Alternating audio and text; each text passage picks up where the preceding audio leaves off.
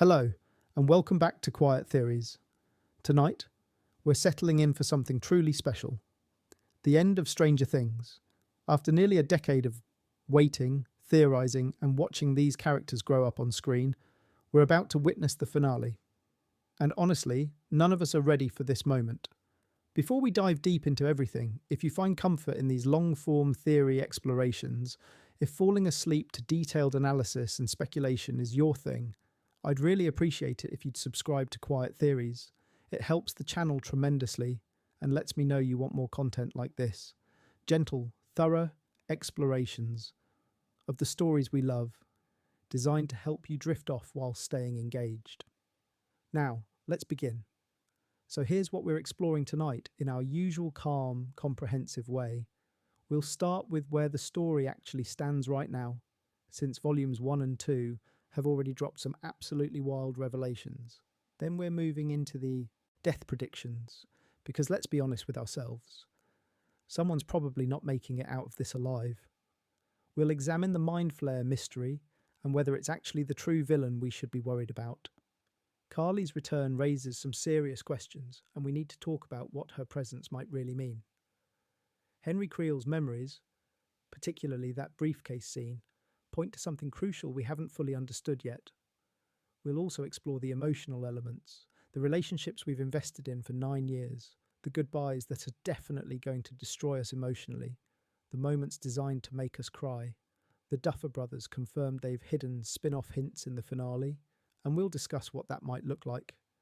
And yes, we'll get into some of the wilder theories floating around the internet, even the ones that are probably completely wrong, but remain fun to think about regardless. There's a lot to unpack before December 31st arrives, so get comfortable under your blanket, maybe keep some tissues nearby because we're going to be talking about some heavy emotional material, and let's begin this journey together. This isn't just another season finale we're discussing. This represents the end of a journey that started back in 2016, when we first met a kid with a shaved head and telekinetic powers, and a group of friends playing Dungeons and Dragons in a basement. We've watched them fight monsters, save the world multiple times, fall in love, lose people they cared about, and grow up right before our eyes. The Duffer Brothers have mentioned they've known the final scene since very early on in the series' development. They've said it feels inevitable to them that this ending was always where the story needed to go, and in just a few days, we'll finally discover if that inevitability lands the way they hope it will. If you've been following along with volumes 1 and 2, you already know they've answered some massive questions we've had for years, while somehow managing to create entirely new mysteries to stress about. Let's talk about what we've learned so far. We finally know what the Upside Down actually is, thanks to the revelations in Episode 6, Escape from Camazotz, and Episode 7. And it's not what anyone thought. For 4 complete seasons, everyone assumed the Upside Down was some kind of alternate dimension, like a mirror world, stuck in a nightmare version of Hawkins, frozen in decay and darkness. But Dustin, being the absolute genius he is, figured out the truth after finding Dr. Brenner's journals hidden in the lab. The Upside Down isn't a dimension at all. It's a wormhole, a bridge between our world and another realm that the kids have started calling the Abyss. The Duffers originally named it Dimension X in their mythology documents, which is apparently a Ninja Turtles reference. This revelation changes absolutely everything we thought we understood. It explains why the Russians couldn't successfully open gates anywhere except Hawkins back in Season 3. The wormhole is anchored here specifically, stuck on November 6th, 1983. That's the exact day Eleven made contact with the Demogorgon while Brenner was forcing her to find it during those horrible experiments. The Upside Down we've been seeing for 5 seasons, that creepy vine-covered mirror of Hawkins, is basically just the tunnel itself. The Abyss is what exists on the other side, and that's where Vecna actually lives and operates from. The Abyss looks completely different from the Upside Down we're familiar with. It's this red, Mars-like hellscape. If you remember those Season 4 flashbacks when Eleven sent Henry there as a kid, that realm is apparently the original home of all the creatures we've been fighting throughout the series. demogorgons, demobats, and according to Dustin's theory, the Mind Flayer itself originated there. Speaking of abilities and powers, Will used powers in episode 4, but here's the concerning thing about it. They're not his own abilities. He's borrowing Vecna's powers by tapping into the hive mind connection that remained from his Season 2 possession. He absolutely destroyed a group of demogorgons using that bone-snapping, body-lifting technique that looks exactly like how Vecna kills people, which is deeply concerning, for a bunch of reasons we'll explore later in more detail. Will can only access these abilities when he's near the hive mind. They're not innate like Eleven's powers are.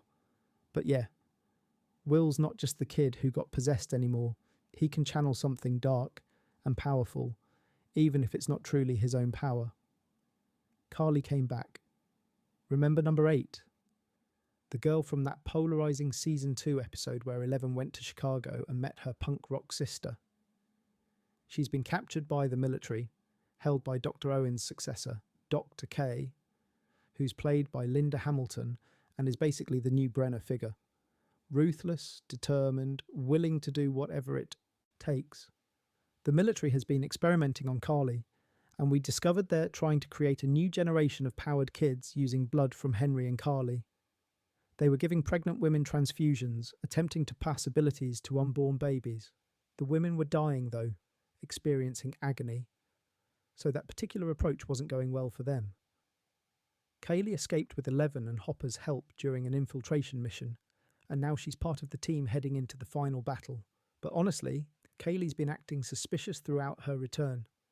She keeps pushing 11 towards sacrificing herself, saying it's the only way to end the cycle of experiments and government hunting permanently. Hopper doesn't trust her at all. He straight up told her he won't hesitate to kill her if she makes one wrong move. More on that later, because there are definitely theories about what's really going on with her. Max and Holly Wheeler, of all people, have been exploring Vecna's mindscape together. Holly named it Camazotz, after the evil planet from A Wrinkle in Time, which happens to be her favourite book.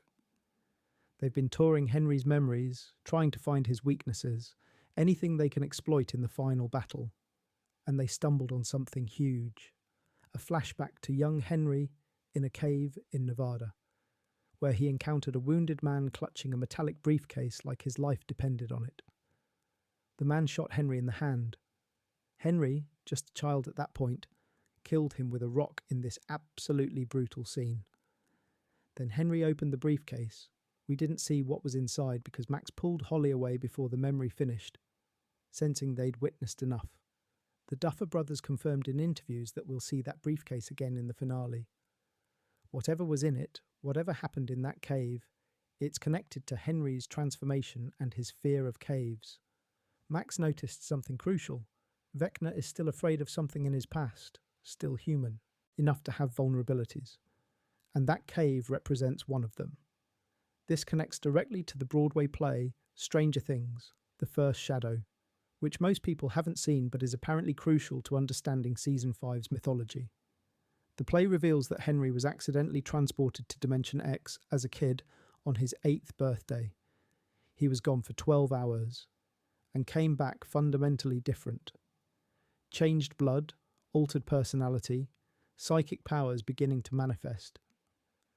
The stranger in the cave, the briefcase, it's all part of that origin story we haven't fully understood yet.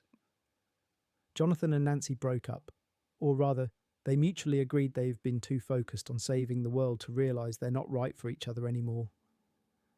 Jonathan unproposed, which is both sad and weirdly mature for teenagers who've been through what they've experienced. They were stuck in a room in the upside-down version of Hawkins' lab, surrounded by this weird solidifying substance, and just had an honest conversation about their relationship. It wasn't dramatic or angry, just honest and necessary. And now the door's potentially open for Steve, though Nancy made it clear nothing's really there with him either. She might just want to be on her own, focusing on her journalism dreams and her own future, and honestly, that would be a perfectly valid choice for her character. The gang has a plan for the finale, and it's absolutely a suicide mission. Let's be clear about that. They're going to use the sensory deprivation tank at Hawkins' lab, specifically the one in the upside-down version of the lab, to get 11 close enough to Vecna's mind. Max is going to guide her through his memories, since she knows the mindscape inside and out from her time trapped there. Kaylee's going to follow them in to help fight her brother, using her illusion powers to create confusion and openings. And while all that psychological warfare is happening, they're planting a bomb near the exotic matter that's keeping the wormhole open and stable. The idea is to set a timer, get everyone out before detonation, and let the bridge collapse completely. When it does, everything goes with it. The Upside Down, the Abyss, the Mind Flayer, Vecna, all of it sealed away or destroyed. It's desperate and dangerous and relies on absolutely perfect timing. They can't get to the Abyss until the merging is almost complete, because the barrier between worlds won't be thin enough otherwise. Then they have to fight Vecna, plant the bomb, and escape before it detonates. There are about 1 million ways this could go catastrophically wrong. Dustin and Steve actually made a pact to die together, or not at all, which is both touching and terrifying. And 11 seems to have agreed to Carly's plan to stay behind when the Upside Down explodes, sacrificing herself to ensure the seal holds.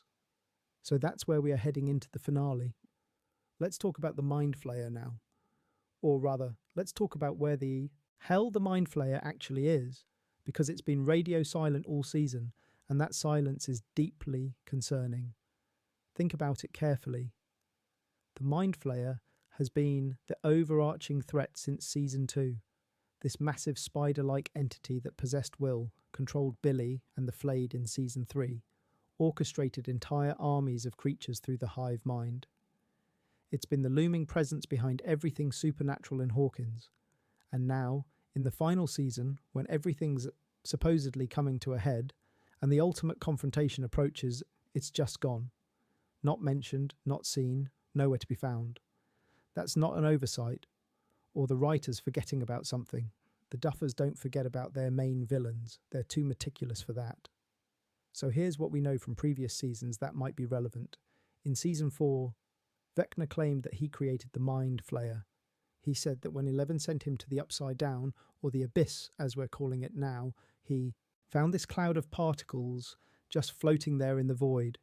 He shaped it with his powers into the spider form we recognise, inspired by his childhood obsession with Black Widow spiders. He made it an extension of his will, basically a tool to carry out his plans across the dimensional barrier. That was the story Vecna told. Vecna's in charge. The Mind Flayer is his creation, his weapon, his servant. End of discussion. Except the first shadow completely contradicts that narrative. The Broadway play, which was created by the Duffers and is considered canon to the show, reveals that young Henry encountered the Mind Flayer before he became Vecna, before he had that name or that power level. When Henry was accidentally transported to Dimension X at age 8, the shadow entity was already there, already existing, already conscious and malevolent. It influenced him, corrupted him, changed something fundamental in his nature. That's what transformed him from a relatively normal kid into someone who would eventually murder his own family in cold blood. So if the Mind Flayer existed before Vecna, and it influenced him first, when he was just a vulnerable child, who's actually in control here? Did Vecna really take over this ancient entity and reshape it to his will? Or is that just what he believes happened? What if the Mind Flayer has been playing him this whole time, the same way it played Will in Season 2, using him as a vessel, a powerful servant? There's this theory gaining serious traction online that Vecna is actually the Darth Vader of Stranger Things. He thinks he's the big bad, thinks he's serving his own vision of reshaping the world into something better, but really he's just a powerful servant to something much worse. The Mind Flayer is the Emperor, the true force behind everything that's happened, and Vecna, for all his power and godlike posturing, is still just a pawn in a much larger game. This would explain quite a lot, actually. In Volume 2, when Vecna is talking to the kidnapped children he's using for his merger spell, he tells them he wants to destroy a shadow monster. Now, everyone assumed he was lying, manipulating them, saying whatever he needed to say to keep them compliant.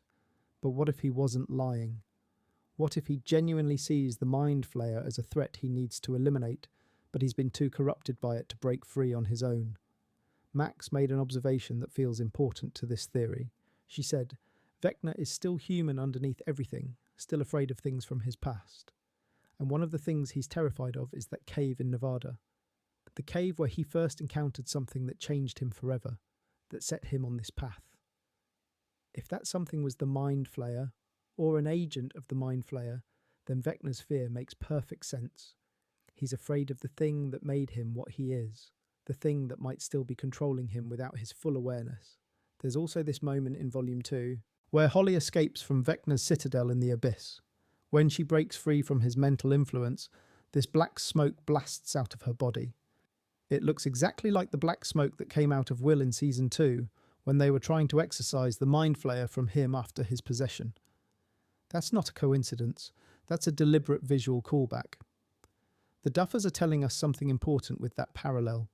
And speaking of visual clues that might mean something, have you noticed that Vecna's lair in the abyss has this massive spider-like structure incorporated into the architecture?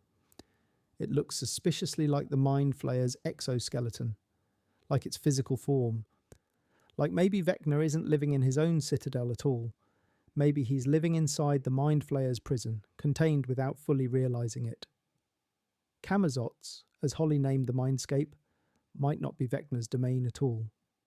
It might be where the Mind Flayer keeps him, uses him, controls him, in a wrinkle in time, which the show keeps referencing deliberately. Camazotz is secretly ruled by a dark force called It. The Mind Flayer could very well be IT in this scenario, the shadowy presence that actually controls everything while Vecna thinks he's the master. Will can still sense the Mind Flayer. He's had this connection since Season 2, and it hasn't gone away despite everything. In Season 4, when Vecna was actively attacking and killing teenagers, Will could feel it through the hive mind. He called it a psychic connection that never fully severed. But here's something huge that people might have missed.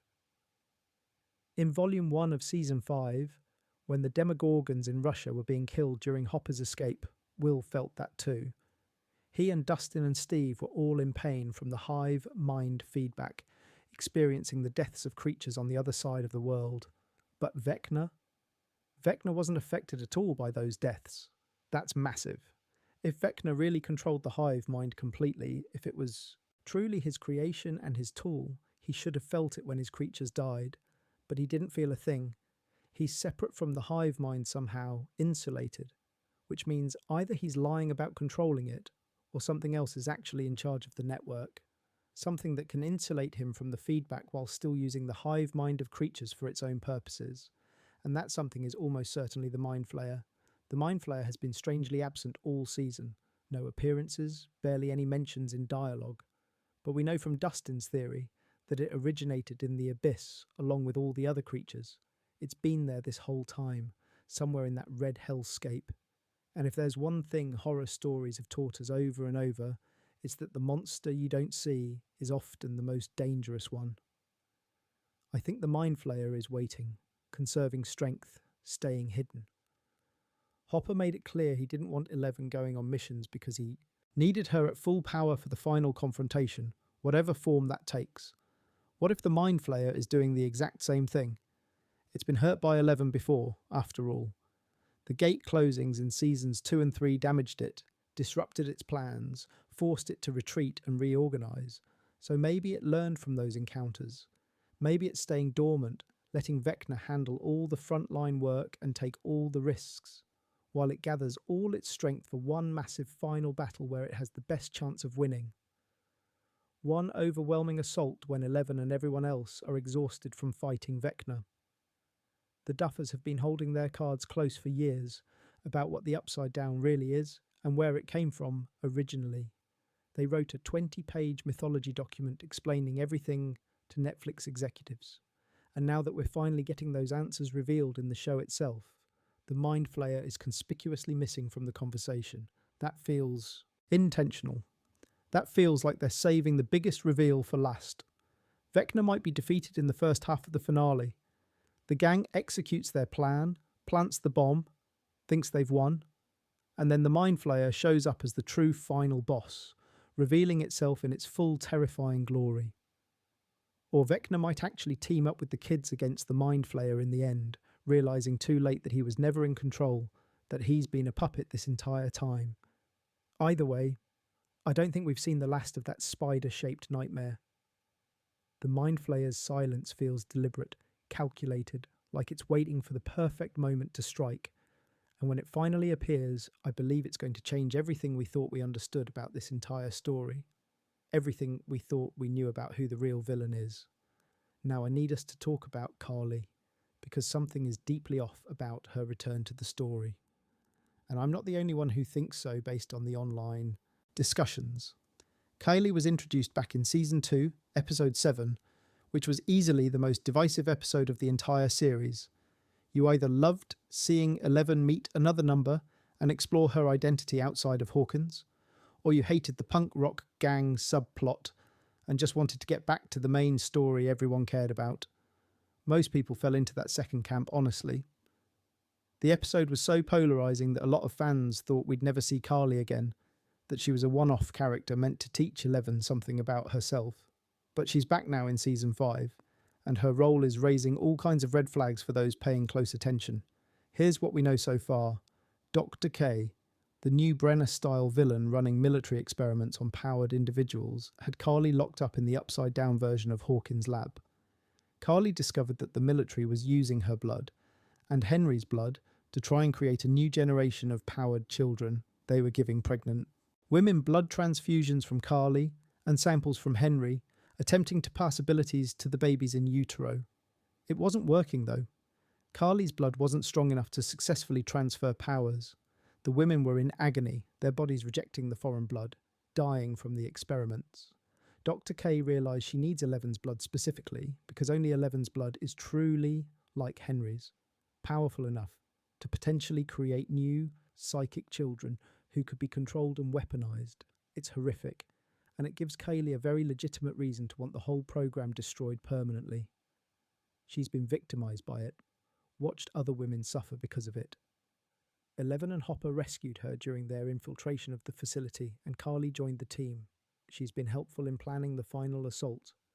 She can create illusions, manipulate minds and perceptions, and apparently she shares some kind of psychic connection with the other numbers, including 11. Paper. She's a valuable asset to have on their side, but Hopper doesn't trust her at all. He explicitly told her, in no uncertain terms, that if she makes one wrong move, he won't hesitate to kill her. That's not just protective dad Hopper, being generally suspicious of everyone. That's Hopper, who's usually a good judge of character, seeing something specific that makes him think she's a genuine threat. The biggest issue is what Kaylee keeps telling 11 repeatedly. She's constantly pushing this idea that the only way to truly end everything, the experiments, the government hunting, the cycle of violence, is for both of them to sacrifice themselves in the final battle.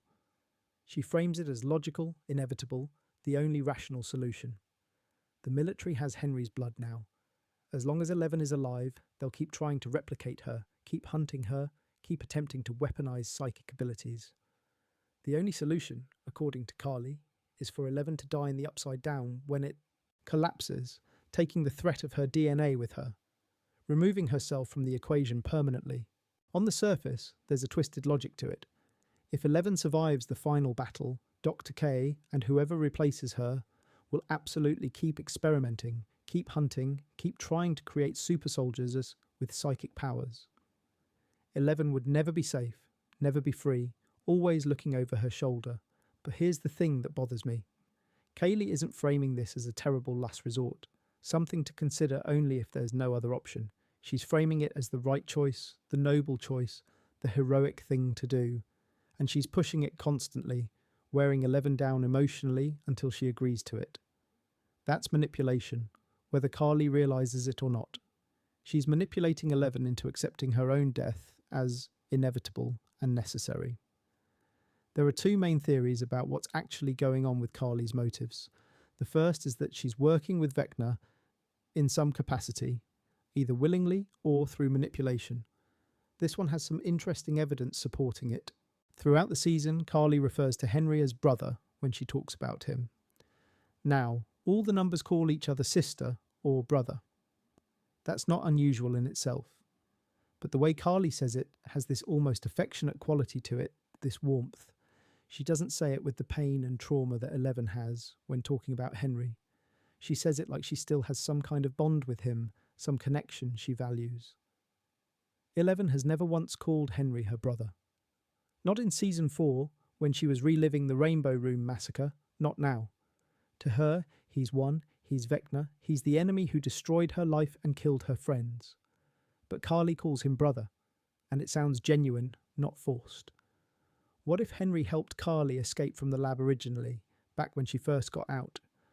What if they've had some kind of relationship or understanding that we don't know about yet? Vecna would absolutely benefit from Eleven sacrificing herself.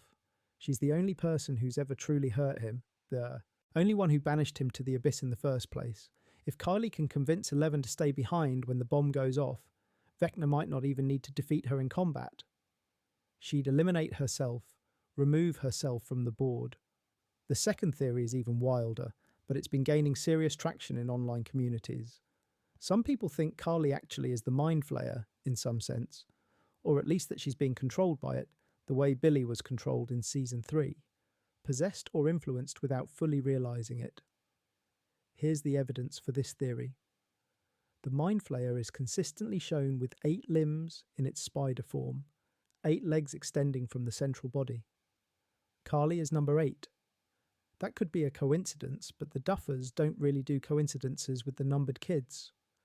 Every detail about them means something, references something, connects to the larger mythology. Also, Carly's name itself is significant if you know anything about mythology. In Hindu mythology, Kali is the goddess of time, destruction, death, and rebirth. She represents endings, cycles, and necessary annihilation to make way for something new. Given how carefully Stranger Things uses symbolism and mythology throughout the series, it seems unlikely that they just randomly chose this name without intending the connection. Kali, the goddess, destroys the world to remake it. Carly, the character, is pushing for destruction as the solution to their problems. The timing of her escape from the lab is also suspicious if you think about it. She got out before Henry did, apparently. She had time to establish herself, to develop her abilities outside of Brenner's control, to become who she is now. What if during that time, during those years on her own, she encountered the Mind Flayer somehow? What if it possessed her or made some kind of deal with her, offered her something she wanted in exchange for cooperation? We've seen how the Mind Flayer works. It doesn't always take full, direct control of its victims. Sometimes it influences, guides, whispers, plants suggestions. And there's the matter of her specific powers.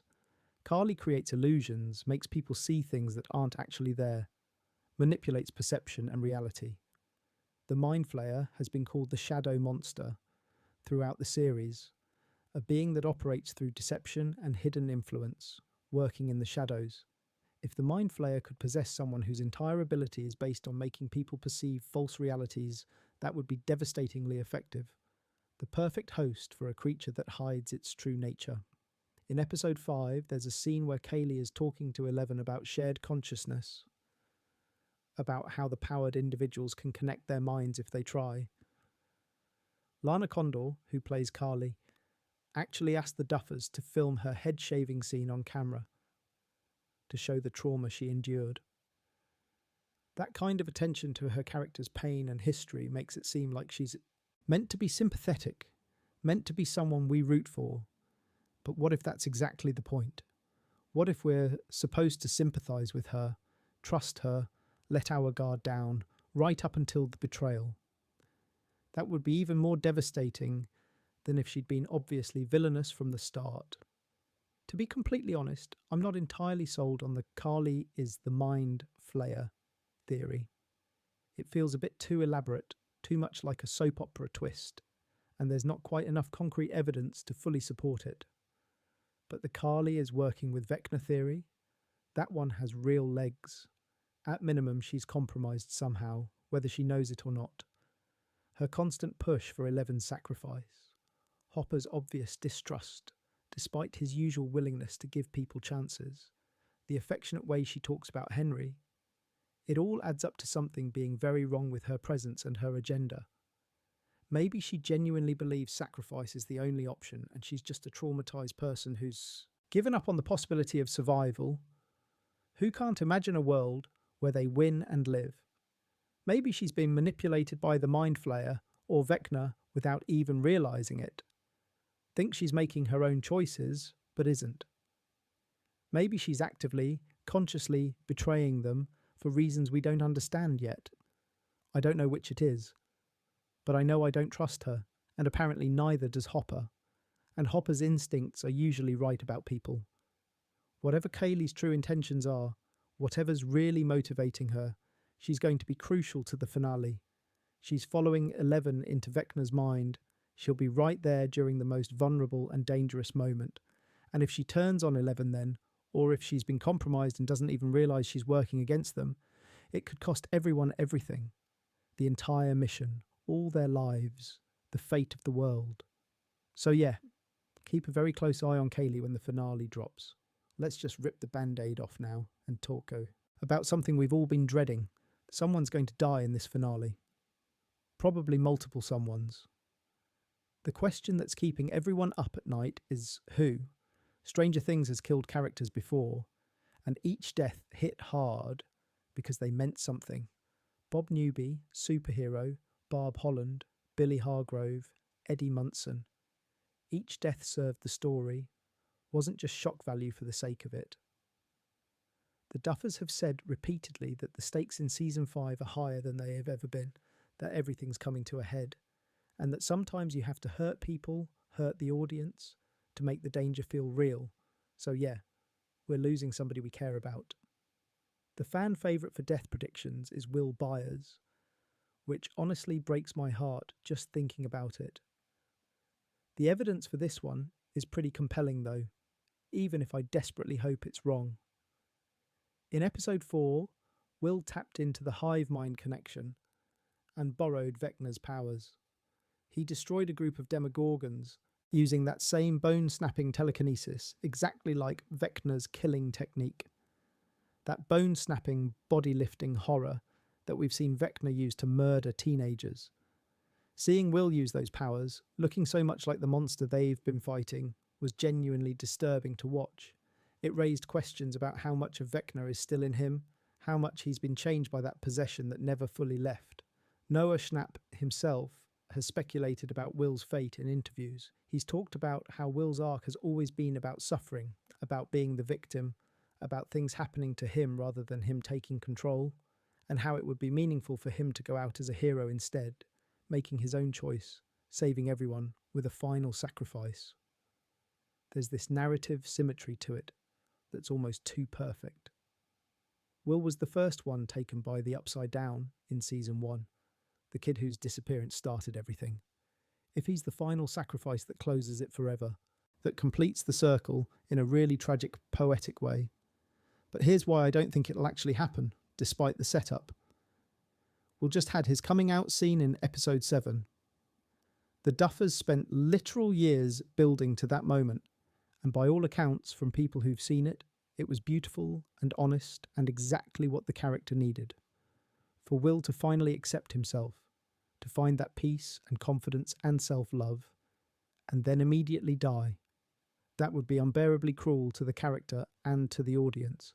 It would feel like the show is punishing him for being gay, even if that's absolutely not the intention. The optics would be terrible. I think Will survives, but he might lose his powers or his connection to the Upside Down completely. That would be bittersweet enough, losing something but gaining his freedom.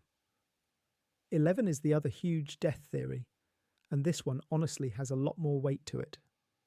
The setup is definitely there if you are looking for it. Her blood is the source of these abilities, the key to everything. And as long as she's alive, the military will keep hunting her, keep trying to replicate her, keep attempting to turn children into weapons. Kaylee's been pushing the sacrifice angle hard, as we discussed, and there are those leaked photos from the set showing Mike and Hopper together, both looking absolutely devastated, with 11 notably absent from the scene. Hopper's even wearing his old sheriff uniform for the first time in seasons, which feels significant somehow, like he's returned to his old life, but the person who brought meaning to it is gone. The idea is that Eleven stays behind when the Upside Down collapses, using her powers to seal it shut from the inside. It's the ultimate sacrifice. The girl who started all of this by opening the first gate being the one to close it permanently, paying the price for that original mistake. Thematically, it works perfectly. Emotionally, it would absolutely destroy everyone, characters and audience alike. But Eleven is the heart of this entire show. She's the character everything revolves around, the emotional core. Killing her feels too devastating, too final, too dark for what Stranger Things has always been about. I think there's a chance she loses her powers instead of dying. Or she does sacrifice herself, but there's some kind of time travel element that brings her back, resets things. Or she survives but has to go into permanent hiding, living under a new identity, somewhere far from Hawkins. Something that costs her everything she's built but doesn't actually kill her. Steve Harrington has a death theory because of that scene in Volume 2 where he nearly died in the upside-down version of Hawkins' lab, and Dustin had a complete breakdown. Dustin was sobbing, absolutely devastated, talking about how he can't lose Steve after already losing Eddie, how Steve's the best friend he's ever had. They made this pact to die together, or not at all, which in TV. Logic usually means one of them is definitely dying. Steve's been playing the hero all season, being reckless, throwing himself into danger to protect the kids he's come to love. That's classic sacrifice setup. The kind of foreshadowing TV shows do before killing someone. Joe Keery, Steve's actor, has definitely hinted at heavy emotional stuff coming in interviews, talking about how intense the finale was to film. But then he was on Jimmy Fallon's show and they basically joked about Steve surviving, which might have been unintentional spoilers or might have been deliberate misdirection. Plus, killing Steve feels almost too obvious at this point. Everyone expects it.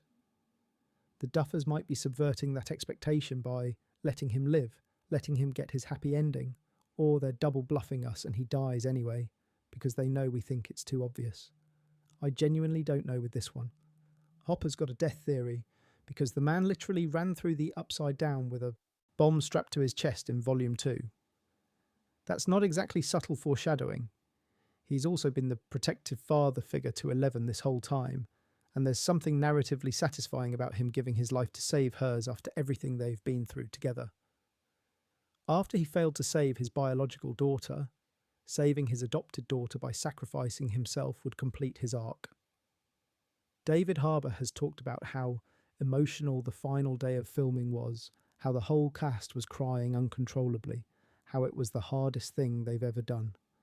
The fact that Hopper appears in leaked photos wearing his old sheriff uniform has people thinking time travel might be involved, or it's a flashback, or he dies and we see him in some kind of afterlife or memory sequence. I think Hopper survives though. Honestly, he's earned his happy ending with Joyce. They've both suffered enough for multiple lifetimes, but I could see him coming very close to death, maybe even being presumed dead before making it out. That would give us the emotional devastation without the permanent loss. Dustin is another possibility, mainly because of his connection to Steve and his role as the brain of the group. He's the one who figured out the wormhole, who understands the science better than anyone. There's precedent in stories. For the smart character dying in a heroic sacrifice, using their intelligence one last time to save everyone. Plus, his pact with Steve means one of them is probably in real danger. Gaten Matarazzo would absolutely break everyone's hearts if Dustin died, but I think he makes it. The show needs someone to narrate the aftermath, to explain what happened, and Dustin's the best candidate for that role. Max has already died once, technically. Vecna killed her at the end of season 4, and Eleven brought her back at the last possible second. But Max's mind has been trapped in Vecna's mindscape this whole time, hiding in the caves that Vecna fears, learning his weaknesses and secrets. There's a theory that Max doesn't actually make it back to her body, that she stays in the mindscape voluntarily to keep monitoring Vecna. or gets trapped there permanently when everything collapses, or she wakes up just long enough to have a proper goodbye with Lucas before dying for real this time. That would be absolutely heartbreaking, but also kind of beautiful in its own way. She'd get closure with Lucas, they get their moment together, and then she'd be at peace finally. Sadie Sink has been incredible this season, and giving Max a peaceful ending after all the trauma she's endured might be the kindest thing the show could do for her character. Then there's the theory that multiple characters die, that this truly is a suicide mission, and most of the team doesn't come back. That Kaylee and Eleven both sacrifice themselves like Kaylee's been pushing for, that Hopper goes with them, that Steve and Dustin keep their pact and die together, that Jonathan, who's been suspiciously absent from a lot of the finale speculation, doesn't make it. I really hope that's not the case. It would be too much, too dark, too devastating. Yes, the stakes are incredibly high. Yes, people die in wars, but Stranger Things has always been about hope and friendship and love conquering darkness. A massacre of beloved characters would feel like it's betraying the show's core message. Some people think Eddie might come back even though he definitively died in season 4. That's just wishful thinking, honestly. Joseph Quinn was incredible, everyone loves Eddie Munson, but he's gone. Maybe we'll get a mention of him, a tribute of some kind, but he's not coming back to life. What's most likely, based on everything the Duffers have said, and the patterns of previous seasons, is that we lose one or two major characters, and it'll hurt like hell. My best guess? Either Kaylee dies sacrificing herself for Eleven, proving she was genuine after all, or Eleven loses her powers permanently and has to disappear into hiding, or Hopper nearly dies but survives with serious injuries. Someone from the core group, the kids we've watched since season 1, probably makes it out. All of them might make it out alive, but the cost will be high in other ways: lost powers, permanent separation, psychological trauma they'll carry forever. The Duffers have been pretty good about making deaths mean something when they happen. Barb's death mattered because it showed the real consequences, the families destroyed by the Upside Down, the fact that not everyone can be saved. Bob died saving everyone he loved, being a hero. Billy got redemption in his final moments, proved he was more than the monster his father made him. Eddie died a hero too, saving Dustin and the mission, finally being seen as something other than a freak. Whoever doesn't survive the finale is going to devastate us. The actors have all talked about how emotional the filming was, how they couldn't get through certain scenes without crying, how it was the hardest work they've ever done. Finn Wolfhard said the last day was incredibly emotional for everyone. Harbour said it was the best episode they have ever made, but also the most difficult. That doesn't tell us specifically who dies, but it tells us that whatever happens, it's going to hurt. It's going to hit hard, and we should probably prepare ourselves emotionally as best we can, even though that's probably impossible. We've been talking a lot about death predictions and worst-case scenarios, but there are fates that might be worse than death, in some ways. Or at least stranger ways that characters' stories could end that don't involve them heroically sacrificing themselves, but also don't give them the peaceful future they deserve. Stranger Things has always been pretty creative with how it handles consequences and endings. So let's explore some of the alternative endings floating around online, the theories about what might happen that isn't as simple as death or survival. For Eleven, there are a bunch of possibilities beyond death or complete survival. One theory is that she loses her powers permanently, not from overuse like we've seen before, not temporarily, but as the permanent cost of sealing the Upside Down. She burns out her abilities completely, destroying them in the process of saving everyone. And in doing so, she becomes useless to the military. They can't replicate her powers if she doesn't have them anymore. No more experiments, no more hunting, no more trying to turn her into a weapon. She gets to live, but she has to rebuild her entire identity around not being special anymore, not being the girl with telekinesis, just being Jane Hopper, normal teenager. That would actually be pretty meaningful for her character. Eleven's whole arc has been about figuring out who she is beyond her powers, beyond being a weapon that Brenner created. Losing her abilities might be the only way she truly gets to be free, to discover who she is when she's not defined by what she can do. She could have a relationship with Mike without the world ending around them. She could go to school, have friends, have a regular life. It's bittersweet, losing something that's been part of her identity forever. But it's also something hopeful, a new beginning. Another possibility is that Eleven gets trapped in the upside down or the abyss, but alive. Not dead, but unable to return. She's maintaining the seal from the inside, keeping the door closed through sheer force of will and her powers. She's conscious, maybe even able to communicate occasionally through the void, through dreams or visions. But she can't come back to the real world. Mike and the others know she's alive, know she's out there somewhere, but they can't reach her. They can't save her. That's almost crueler than death in some ways. The hope would kill them slowly. They'd spend their whole lives wondering if there was something more they could have done, some way to bring her home. There's also the memory wipe theory. The government catches up to 11 after everything's over, after the upside down is sealed, and instead of killing her or imprisoning her or continuing experiments, they erase her memories completely. Every memory of Hawkins, of Mike, of Hopper and her friends, all of it gone. She gets relocated with a new identity, maybe adopted by a family far away who don't know anything about her past. And she just lives a normal life with absolutely no idea what she sacrificed, what she gave up, who she used to be. Everyone else has to live with the loss of her, grieving for someone who's still alive but doesn't remember them. But she's safe because she doesn't know what she's lost. It's heartbreaking in a very specific way. The people who love her have to watch her live a happy life that doesn't include them, can never include them again. And then there's the time loop scenario, which gets complicated but is worth discussing. If the upside down really is a wormhole, and Mr. Clarke's lesson about wormholes potentially enabling time travel is relevant foreshadowing, then maybe Eleven doesn't die or get trapped. Maybe she goes back in time. Back to 1983, back to before it all started. Maybe the finale reveals that she's been creating a closed time loop this whole time, that she's the one who ensures events play out the way they need to. She's the reason the gate opened when it did, the reason things happened in a specific order. It would explain some of the strange timing elements we've seen, the way the upside down is frozen on November 6th, 1983 specifically. For Vecna, death seems like the obvious ending, but there are alternatives worth considering. A redemption arc is technically possible, though incredibly unlikely given everything he's done.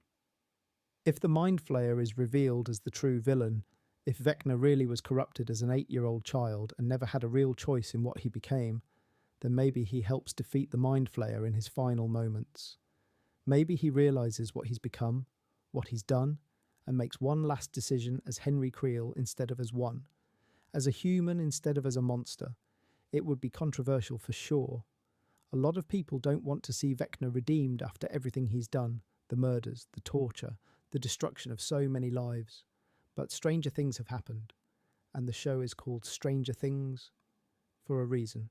More likely, Vecna gets imprisoned rather than destroyed, trapped in the abyss permanently when the wormhole collapses, sealed away, cut off from our world, but still alive, still conscious. A fate worse than death for someone who craves power and control the way he does.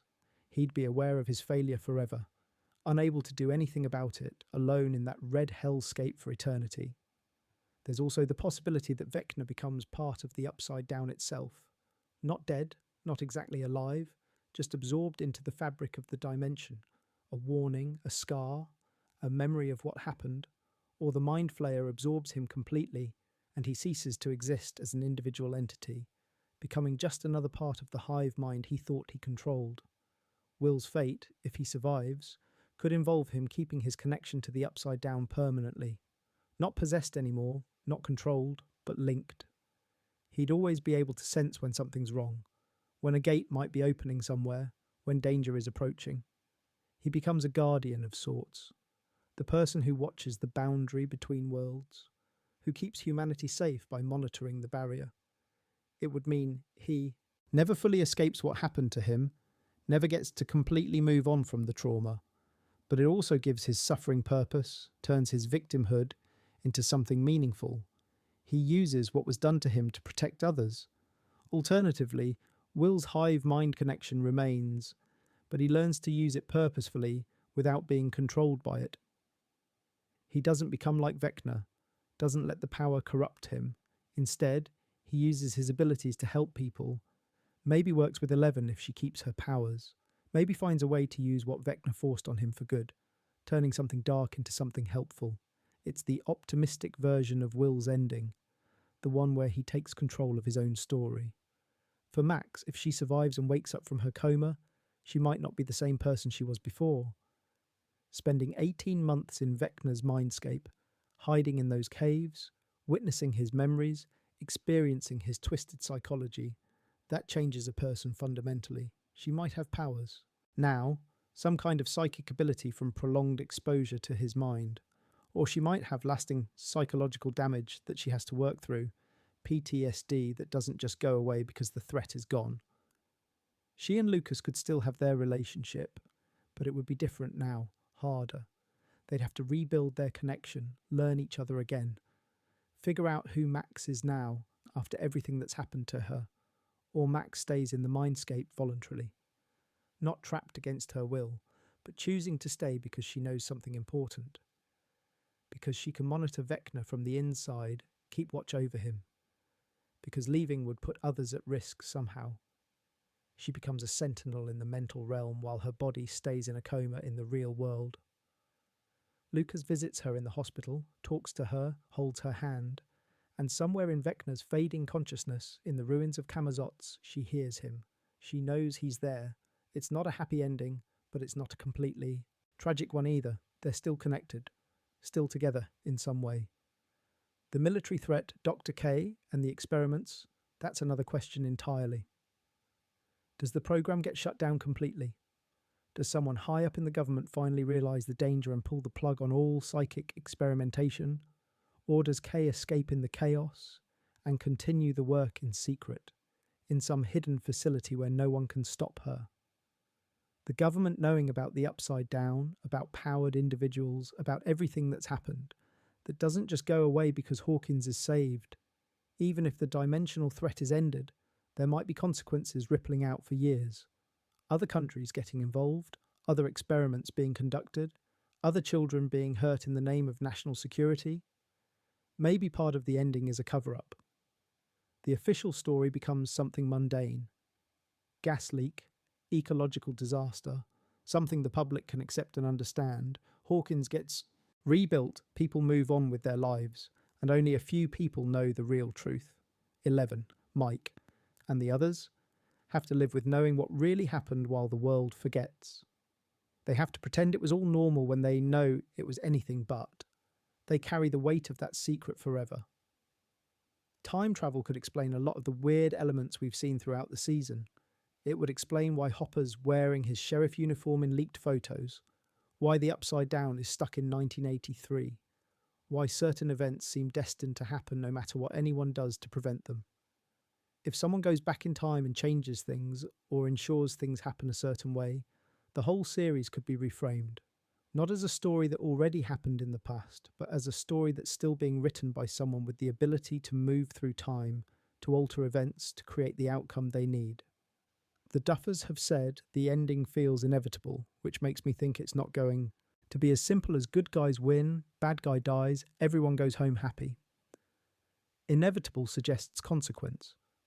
It suggests that things had to happen this way, that there was no other choice, no other path that could have led to victory.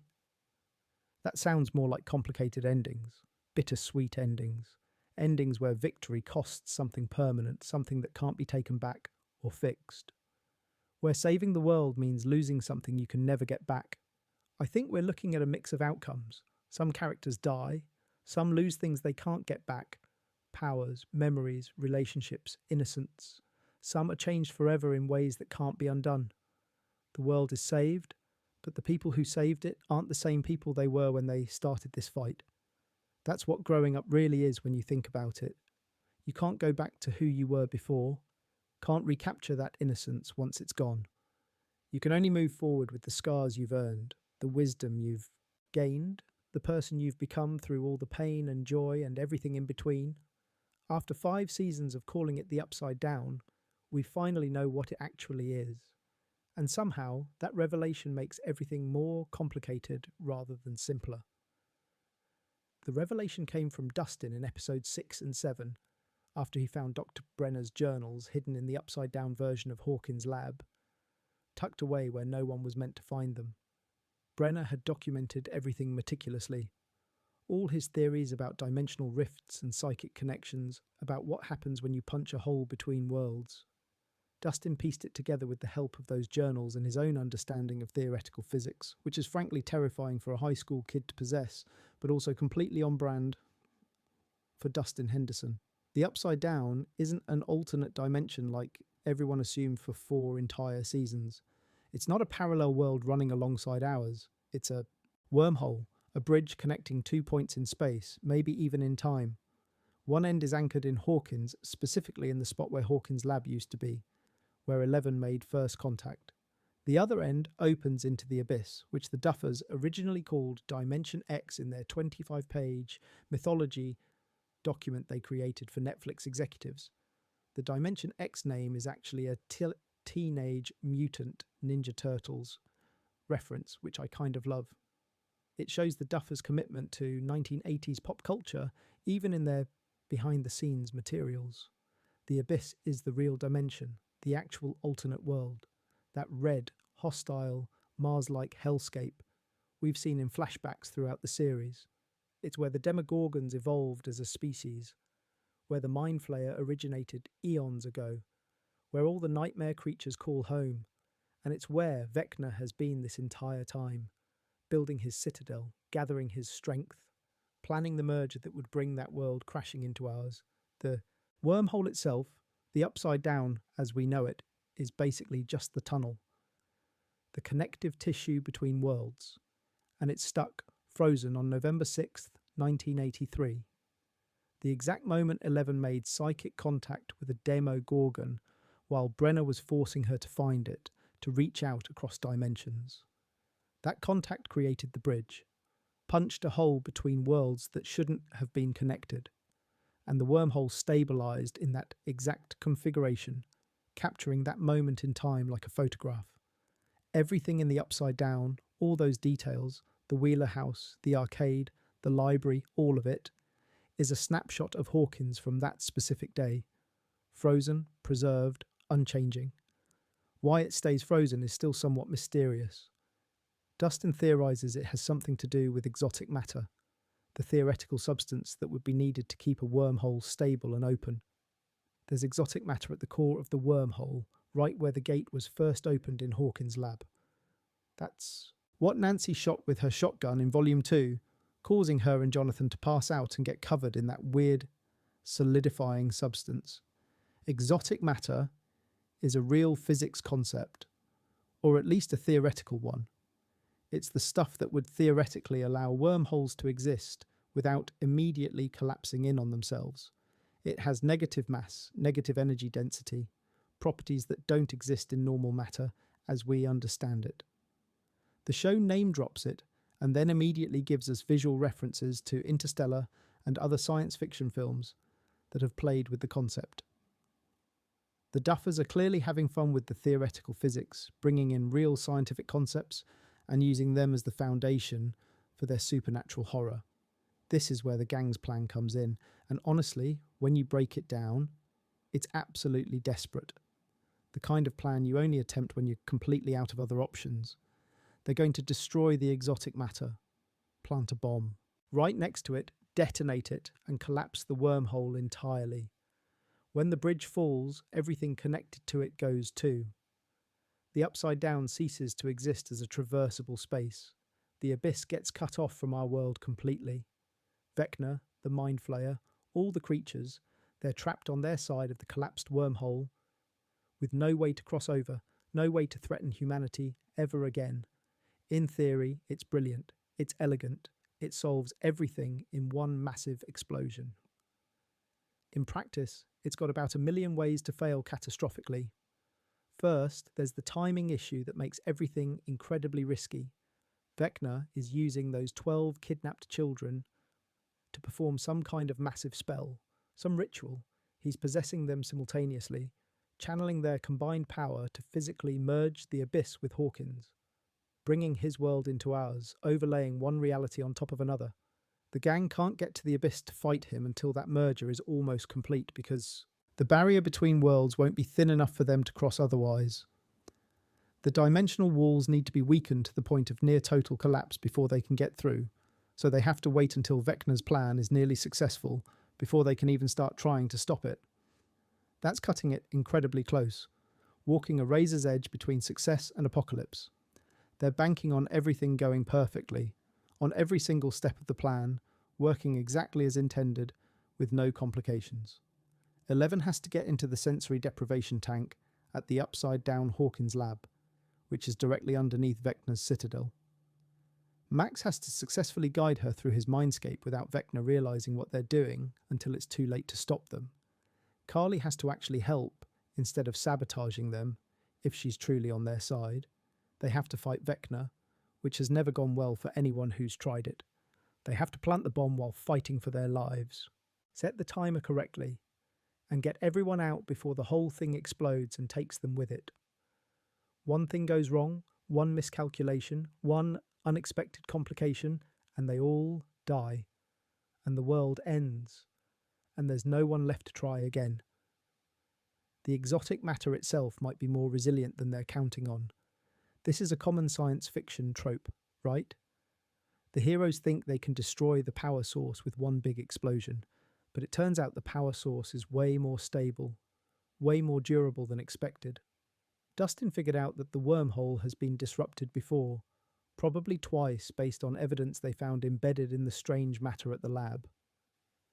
Each time it was damaged or threatened, it stabilized itself, found a new equilibrium, adapted to survive. What if blowing up the exotic matter just causes the wormhole to reorganize instead of collapse? What if it doesn't seal the abyss away, it just shifts the connection point? They could end up making things worse, opening new gates all over Hawkins instead of a one-controlled bridge, creating unstable rifts that they can't predict or contain, and Vecna knows they're coming. He's not stupid, not by any measure. He's had months to prepare, to fortify his position, to plan for every possible attack he can imagine. The gang is walking into his home territory, his citadel, his domain. He has every advantage. Knowledge of the terrain, control of the environment, armies of creatures at his command. Even with 11's power and Max's knowledge of his weaknesses and everyone working together perfectly, they're outnumbered and outmaneuvered before they even start. The physics of it all is genuinely fascinating though, especially if you're into this kind of theoretical stuff. Mr. Clark gave that lesson way back in season 1 about the flea and the acrobat, explaining how if you fold space like you fold a piece of paper, you can create a shortcut between two distant points. That simple analogy is coming back now in a huge way. The wormhole is exactly what he described, exactly what he was teaching those kids about without having any idea they'd use that knowledge to literally save the world. And his comment about wormholes potentially enabling time travel, that might not have been throwaway dialogue at all. A Wrinkle in Time keeps getting referenced, especially with Holly naming Vecna's mindscape Camazotz, after the evil planet in that book. In A Wrinkle in Time, the characters use tessering to travel, which is basically wrinkling time and space to move instantaneously across vast distances. If the gang can access the wormhole's properties somehow, if they can manipulate it the way 11's powers manipulate space and matter, then time travel becomes a real possibility. Maybe that's how they fix things in the end. Maybe someone goes back to 1983 and prevents the gate from opening in the first place. Maybe that's why the Upside Down is frozen on that date specifically. It's not stuck randomly. It's stuck because someone from the future is going to go back there and do something crucial, something that locks that moment in time. The 12 children Vecna has kidnapped are another huge complication that the plan doesn't really address. They're all young, all innocent, all being used as unwilling conduits for his merger spell. What happens to them when the merger attempt fails? Do they wake up traumatized but physically alive? Do they die when Vecna is defeated, their life force too tangled with his? Are they permanently changed by what he's forced them to channel, scarred in ways that can never heal? The gang's plan doesn't really address the children's fate. They're focused on stopping Vecna and collapsing the wormhole, on saving the world from dimensional invasion. But those kids are still in his citadel, still under his control, still in terrible danger. Someone has to get them out. Someone has to make sure they're safe before the bomb goes off. That's extra time they might not have. Extra complications in an already impossibly complicated mission. Extra things that could go wrong. Dustin's the one who came up with the bomb plan, which means he's probably thought through the variables better than anyone else could have. He's the smartest person in the group when it comes to science and physics. But even Dustin, brilliant as he is, can't account for everything. He's working with incomplete information, theoretical physics that might not apply to magical wormholes, and the assumption that they'll have enough time to execute every step perfectly. It's a desperate plan, a crazy plan. The kind of plan you come up with when you're completely out of options and the world is ending and you just need something, anything, that might work. But it's the only plan they've got. And with 2 hours of runtime in the finale, there's definitely going to be some serious complications nobody saw coming. Now let's talk about that flashback, Max and Holly. Witnessed, because it's clearly going to be crucial to understanding everything, and we still don't know what actually happened in that cave.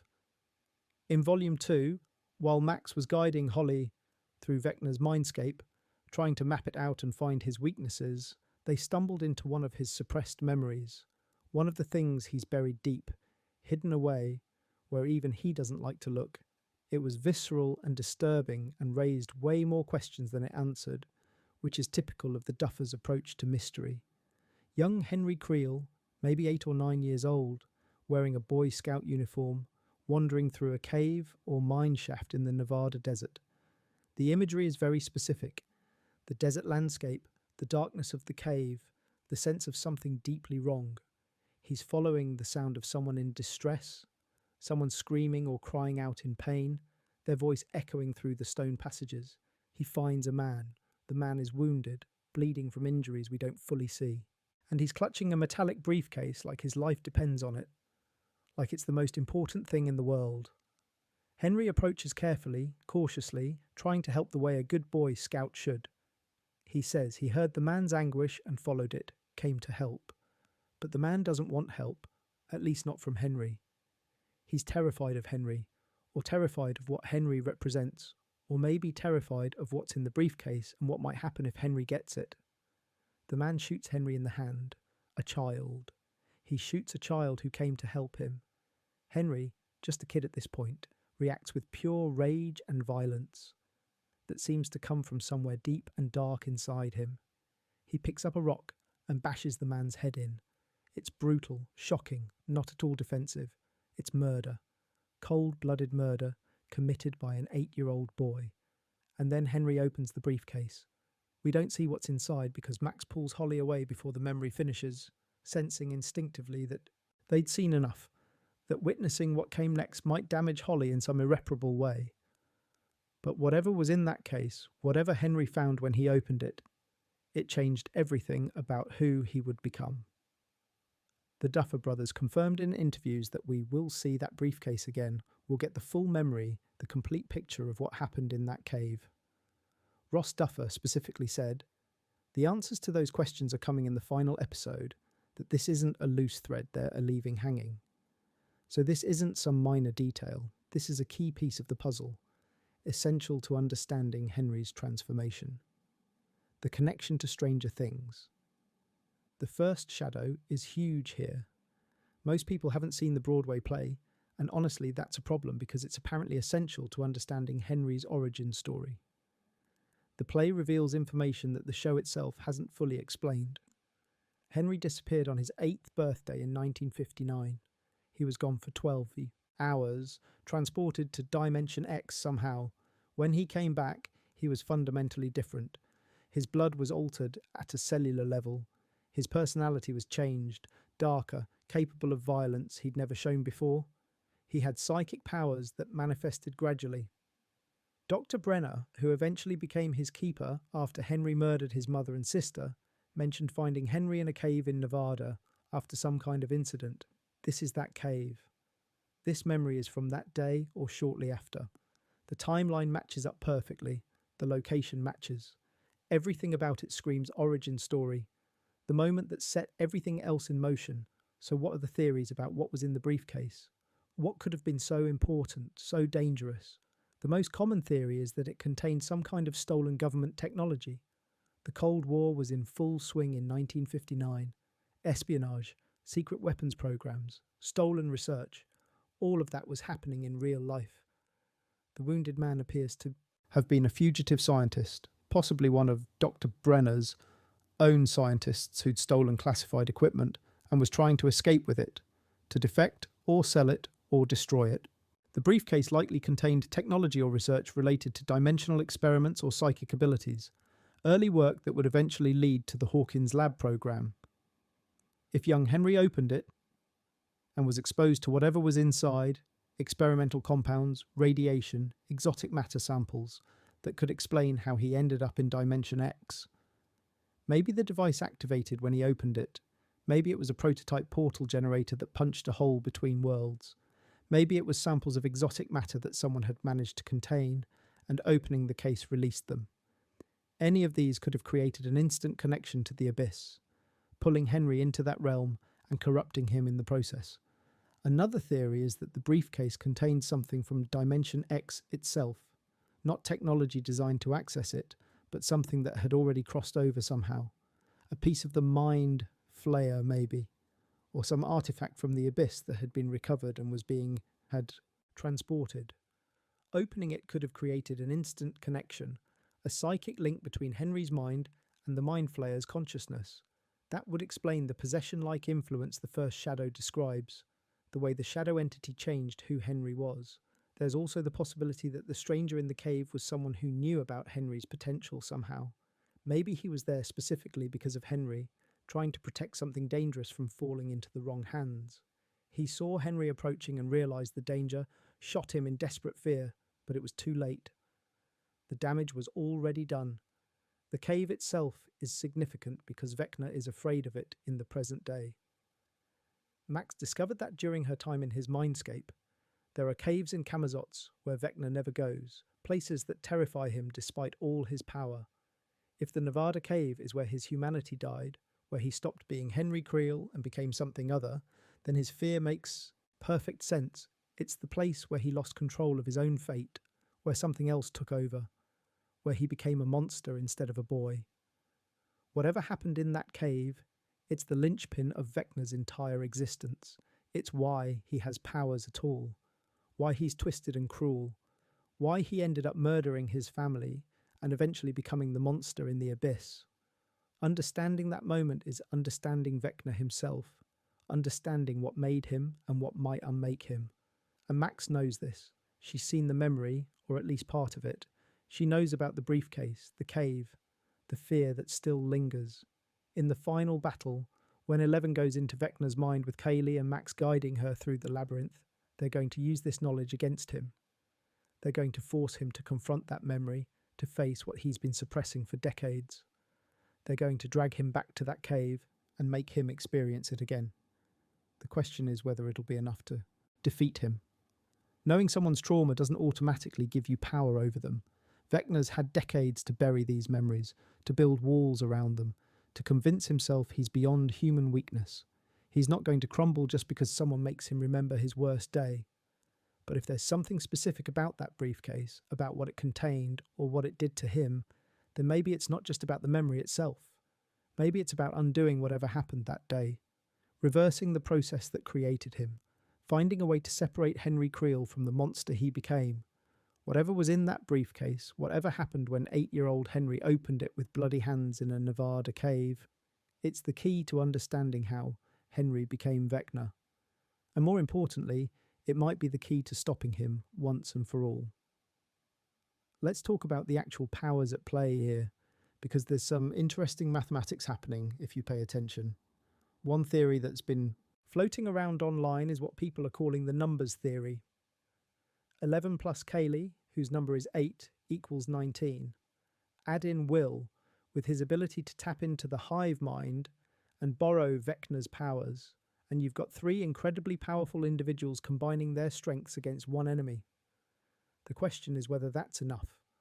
where the raw numbers and combined power can overcome Vecna's decades of experience and his connection to the Mind Flayer's vast hive mind. Eleven's abilities are the most familiar to us at this point. Telekinesis strong enough to flip vehicles and collapse entire buildings. Telepathy that lets her enter people's minds, find them across vast distances, access their memories and deepest thoughts. Remote viewing, astral projection, psychic combat. She can do things that seem genuinely impossible, bending reality with her thoughts. But she has limits.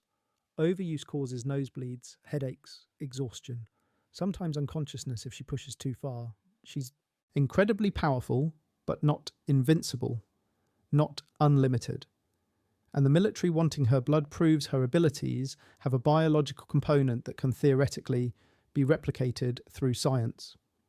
The threat of weaponizing her DNA adds a layer to this that's genuinely horrifying. Dr. K trying to create a new generation of psychic soldiers means Eleven's existence is a liability as long as she's alive. Her power makes her valuable, but it also makes her a target that will never stop being hunted, never be truly safe. Kaylee's abilities are fundamentally different from Eleven's. She creates illusions, makes people see things that aren't actually there, manipulates perception and reality itself in limited ways. It's not telekinesis or mind reading. It's reality distortion, perception manipulation. In combat, that's incredibly useful against someone like Vecna. Make him see threats that don't exist, hide your actual position, create distractions and confusion that give your allies openings. But her powers require concentration and focus. They require her target to be susceptible to illusion, to have a mind that can be fooled. We don't fully know her limits yet, how much she can do or how long she can maintain complex illusions. There's also this thing about shared consciousness that Carly mentioned in Volume 2. The numbered kids can apparently connect their minds if they try, share thoughts and perceptions across distances. If Eleven and Carly can truly link up and combine their abilities, synchronize their powers, that might create something neither of them could do alone. Psychic teamwork on a level we haven't seen before, illusions that feel absolutely real because they're backed by telekinetic force, or telekinesis guided by perfect perception of the target's weaknesses. Will's borrowed abilities are the wild card in all this. He destroyed Demogorgons in Episode 4 by channeling Vecna's powers through the hive mind connection that's remained since his possession. That bone-breaking, body-lifting horror that looks exactly like Vecna's killing technique. It's not Will's own ability, not something he was born with. He's tapping into Vecna's strength when he's close enough to the hive mind, using the connection as a conduit. The fact that Will can access that kind of raw, destructive power is both terrifying and potentially useful. He's got devastating capability available to him when he needs it, but he's also inexperienced, untrained, and emotionally vulnerable. Using powers that literally come from Vecna, that are part of the monster who tormented him, could mess with his head in serious ways. Make him question whether he's becoming like the monster, whether he can even separate himself from that connection anymore, whether using those powers changes who he is fundamentally. Will's connection to the hive mind is still active regardless. He can sense when upside-down creatures are near, feel when they're in pain or dying, detect shifts in the dimensional barrier. That makes him an early warning system, a psychic radar that no one else can provide, but it also makes him a potential vulnerability. If Vecna can access that connection from his end, use it against Will, turn it into a weapon, Will could become compromised without even realizing it's happening. Possessed again, or influenced, or used as a spy, feeding information directly to the enemy. Then there's Vecna himself, and his power level is honestly terrifying when you list it out. Supreme telekinesis, demonstrably stronger than Eleven's has ever been. Mind control that can possess multiple people simultaneously, turning them into extensions of his will. His cursed killing technique that murders by breaking every bone and destroying minds from the inside.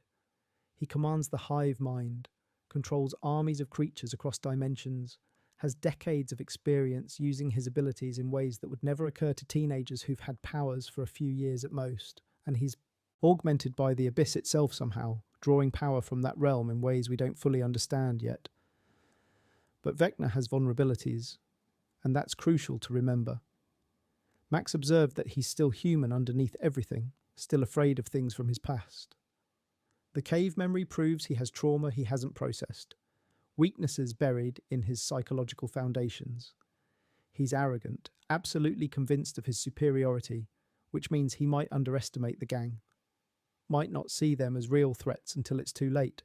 And if the Mind Flayer is actually controlling him rather than the other way around, if he's been a puppet this whole time, then he's got internal conflicts that could be exploited. Contradictions in his motivations, weaknesses in his certainty about what he's doing and why. The Mind Flayer's power level is the big unknown variable. We've seen what it can do through possession, through the hive mind, through physical manifestation. In Season 3, the Meat Flayer, it created from melted human bodies, was massive and nearly unstoppable. Took incredible effort and sacrifice to defeat. But that was just a fragment, just a small piece using a fraction of its full strength. If the Mind Flayer appears in full force, if it's been conserving power this whole time while Vecna does the dangerous frontline work, it could be stronger than anything we've ever seen. Strong enough to make Vecna look weak by comparison. The teamwork factor matters more than individual strength though, and that's what gives me hope. 11 couldn't beat Vecna alone in Season 4. She barely survived that confrontation, would have died if Max hadn't provided a distraction. But 11, with Max guiding her through his mind, with Carly creating diversions and illusions, with Will sensing the hive mind's movements and providing warnings, with everyone else providing support and covering vulnerabilities, that's a completely different equation. That's a fight Vecna might not be prepared. 4. We've seen this group work together before. In Season 1, they defeated the Demogorgon through coordination and sacrifice, through everyone doing their part. In Season 2, they closed the gate by combining 11's power with everyone else's efforts to distract the Mind Flayer, to keep it occupied. In Season 3, they destroyed the Meat Flayer through teamwork and improvisation, through people who loved each other refusing to give up. Every major victory has come from working together, not from one person being strong enough to win alone. That's been the show's message from the beginning. Connection is strength, love is power. Together we're stronger than we could ever be apart. Vecna's overconfidence might be his biggest weakness when you think about it. He sees himself as a god, as someone who's transcended humanity and its limitations. He doesn't value connection, doesn't understand the strength that comes from caring about others, from having people who die for you and people you die for. That blind spot could be fatal. While he's focused on 11 as the primary threat, the only one he really respects, everyone else might be finding ways to undercut him, to exploit the weaknesses Max discovered, to use his own trauma against him, to hit him from angles he never considered, because he's so certain of his superiority. The historical pattern suggests the kids will find a way to win somehow. They always do, against impossible odds. But the cost keeps getting higher each season, the price of victory steeper. Season 1 cost them Barb and their innocence, the simple belief that adults could protect them. Season 2 cost them Bob, one of the kindest people in the show. Season 3 cost Billy and Hopper, or at least they thought it cost Hopper. Season 4 cost Max's life, even if 11 brought her back at the last possible second. Season 5 is going to cost something major, something that changes everything. Power-wise, they've got a real shot if they can work together. Perfectly. Numbers-wise, the math works out in their favour. But this isn't just about who's stronger or who has more abilities. It's about who's willing to sacrifice more, who's smarter, who can exploit the other's weaknesses first. And in that kind of fight, with stakes this impossibly high, literally anything could happen. Okay, so we've talked about death and cosmic horror and dimensional physics. Now let's talk about the stuff that's actually going to make us cry, because that's what's going to hit hardest. The monster fights and the interdimensional warfare are intense and exciting, sure, but that's not what's going to destroy us emotionally when we're watching. It's going to be the quiet moments, the conversations, the goodbyes, the relationships that have been building for 9 years finally getting their resolution, for better or worse. Mike and 11 have been the emotional centre of this show since the very beginning. Their relationship has survived literal dimensions. Separating them, government conspiracies, relocations across the country, and the constant threat of world-ending catastrophe. They've said goodbye so many times, had so many tearful reunions, made so many promises to each other about never letting go. And now we're heading into a finale where 11 might not make it back this time. That conversation they're going to have, if they get one, if there's time before everything goes to hell, is going to be absolutely devastating. Mike has spent the entire series terrified of losing her, falling apart every time she's gone. If this is the real goodbye, if she tells him she's staying behind to seal the upside down, if she explains why it has to be her, I don't know how either of them gets through that scene without completely breaking down, and I don't know how we get through watching it.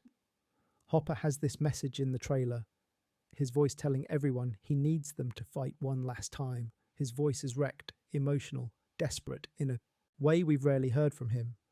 That's Hopper as a father, as a leader, as someone who's already lost one daughter to cancer and absolutely cannot bear to lose another daughter to this nightmare. If he's saying goodbye to 11 in that moment, if he's preparing her for sacrifice, telling her he's proud of her, that's going to hit harder than any death scene possibly could. That's a father telling his daughter goodbye knowing he'll never see her again. Will's journey this season has been about finally accepting himself after years of hiding. His coming out scene in episode 7 was apparently beautiful, honest, everything it should have been. The Duffers spent years building to that moment, and Noah Schnapp has talked about how much it meant to him personally and to the character he's played since he was a kid. Will finding peace with who he is, finding the confidence to be himself openly, that's huge. That's the culmination of an arc that started in season 1 with all those subtle hints. But now he's going into this final battle right after achieving that acceptance, right after finally being okay with himself. He's finally ready to move forward with his life, finally ready to be happy, and there's a very real chance he doesn't survive the night. Even if he does survive, even if the death theories are completely wrong, Will's going to be changed by this experience. His new powers, his connection to the hive mind, the trauma of everything he's endured over 5 seasons. He might get to live, but whether he gets to be truly happy afterward is another question entirely. The original 4, Mike, Lucas, Dustin and Will, started this whole thing playing Dungeons and Dragons in a basement. They were just kids, 12 years old, playing pretend. They had no idea what they were getting into, no concept of the nightmare that was about to consume their lives for years. If the finale gives us one last D&D session, one last campaign where they're just friends playing a game together like they used to, that callback is going to absolutely wreck me, because we'll know it's the last time. We'll know their childhood is over, that things can never go back to what they were. Steve and Dustin's relationship has become one of the show's best over the seasons. The unlikely friendship between the popular kid and the nerdy kid evolving into genuine brotherhood. Steve's the big brother. Dustin never had. Dustin's the little brother.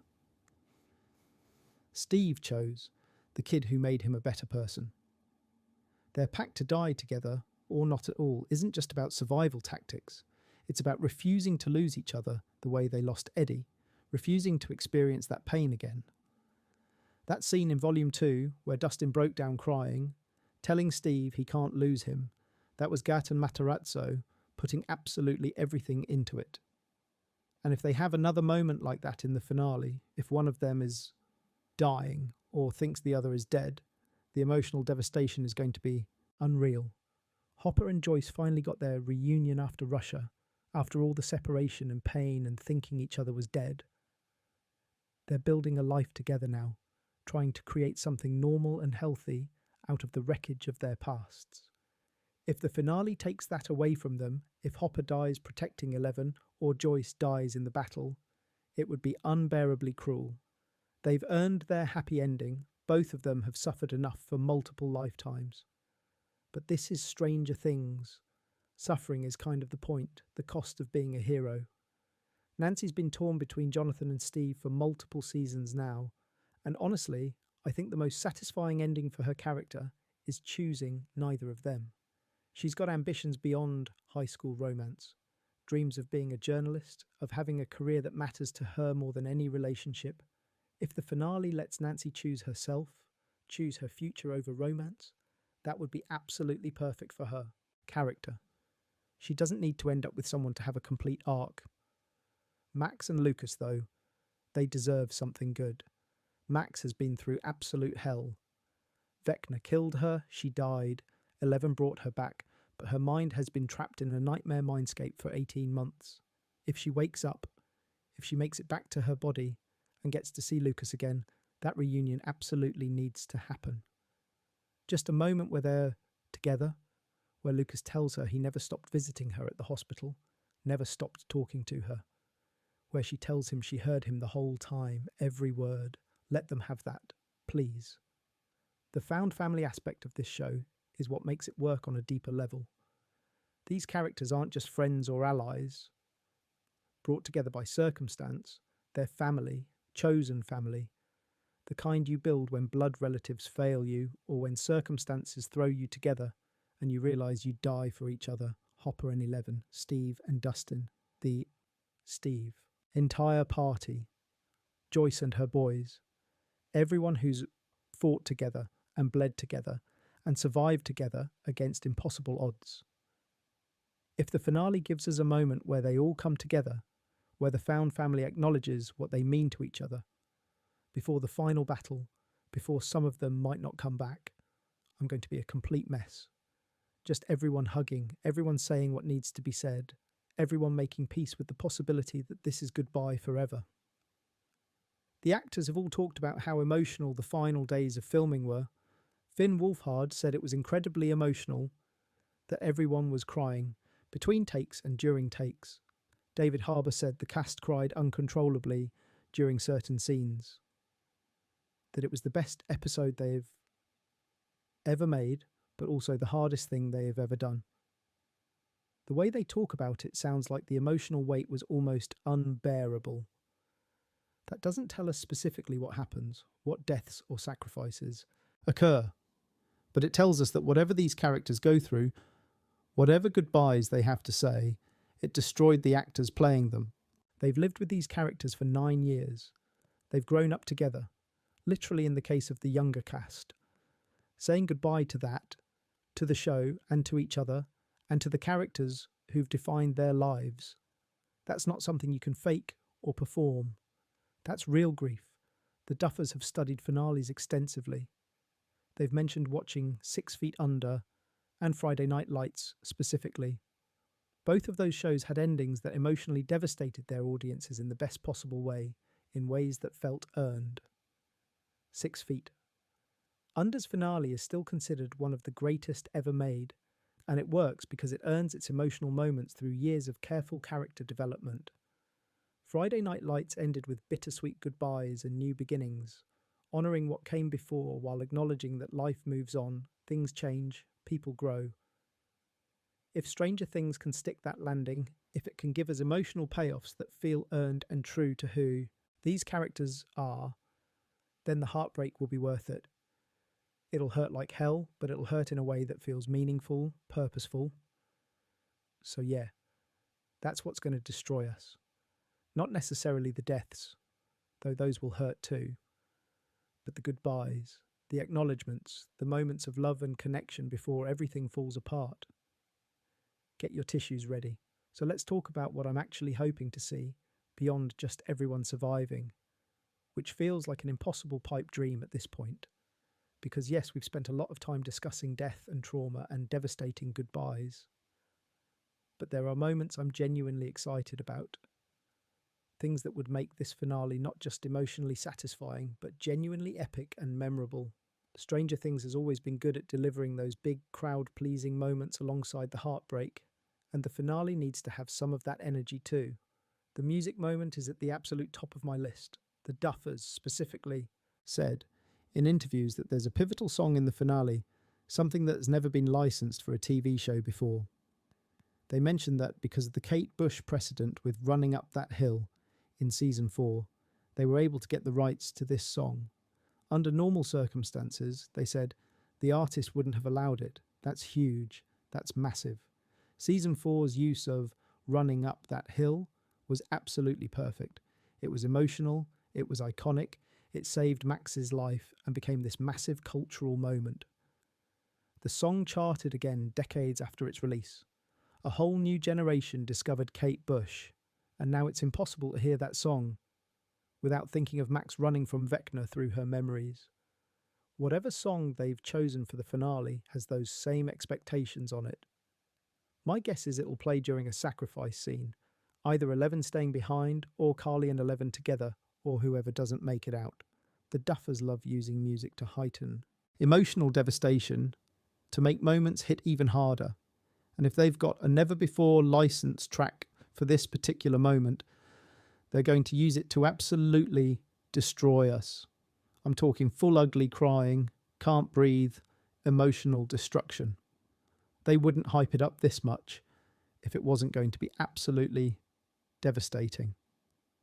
Character badass moments are another thing I'm desperately hoping for. Karen Wheeler, finally getting to be part of the action instead of just worrying at home. We've seen glimpses of her being more aware, more involved in what's happening. And Cara Buono has talked about Karen having a hero moment this season. Let her be fierce. Let her protect her kids with the same intensity we've seen from Joyce. She's earned it. Steve and Nancy fighting together one last time would be perfect. They've got chemistry regardless of whether they're romantically involved anymore. And seeing them team up, having each other's backs the way they did in previous seasons, that's the kind of callback that works emotionally. Steve with his nail bat, Nancy with her shotgun, just absolutely wrecking upside down creatures side by side, protecting each other, trusting each other completely. Dustin needs a moment where his intelligence saves everyone.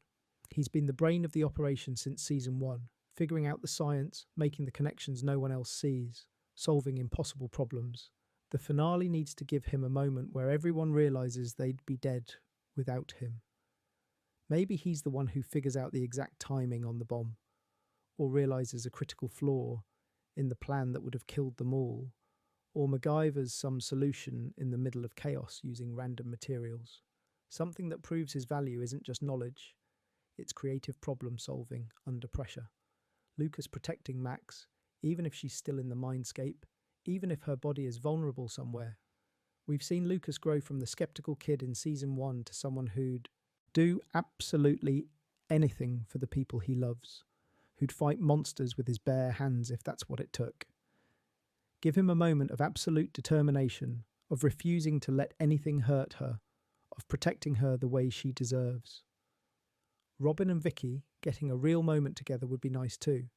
Not necessarily romantic, not necessarily a kiss or confession, just acknowledgement of their connection, of what they mean to each other. Robin's been anxious and awkward about it all season, and if the finale lets her just be honest and genuine without the anxiety winning, without overthinking everything, that would be satisfying for her character. Erica being Erica. She's the youngest member of the group, but also the most fearless in many ways. Whatever sarcastic, brave, absolutely Erica thing she does in the finale, I'm completely here for it. She's earned her place in this group. For mythology payoffs, I desperately want to see the Mind Flayer. Not just mentioned in dialogue, not just implied or hinted at, actually appearing in its full terrifying glory. If it's been hiding this whole time, conserving strength, and it shows up after Vecna's defeated, when everyone thinks they've won, that reveal needs to be spectacular. Massive, horrifying, the true final boss energy that makes Vecna look small by comparison. The Dimension X explanation needs to be shown, not just told through exposition. We've gotten a lot of dialogue about the abyss and the wormhole, but actually seeing young Henry's journey into that realm, seeing what he encountered there, seeing the moment the Mind Flayer corrupted him, that would tie everything together in a really satisfying way. The first Shadow gave us some of this in theatrical form, but most people haven't seen the play. The show needs to give us those answers directly. The Upside Down's creation would be incredible to witness if there's time travel involved. If someone goes back to November 6th, 1983, and we see Eleven make contact with the Demogorgon from a different perspective, understanding now what that moment actually meant, what it set in motion, that would recontextualize the entire series in a really cool way. Full circle moments are what I'm really hoping for. Going back to the Wheeler basement where it all started, a D&D metaphor that completes the game they started in season 1. Someone saying, friends don't lie, in a moment, where it really matters, where it saves someone. A reference to Castle Byers, to Will's art, to the things that represented safety in childhood before everything went wrong. The original Demogorgon got this whole thing started way back in season 1. If there's a parallel, a callback to that first monster and how terrified everyone was, contrasted with how far they've all come since then, that would be really powerful. They've fought so many creatures since then, gained so much experience and confidence, but remembering where it began, remembering how small and scared they were, that puts everything in perspective. The spin-off hint is going to be fun to hunt for.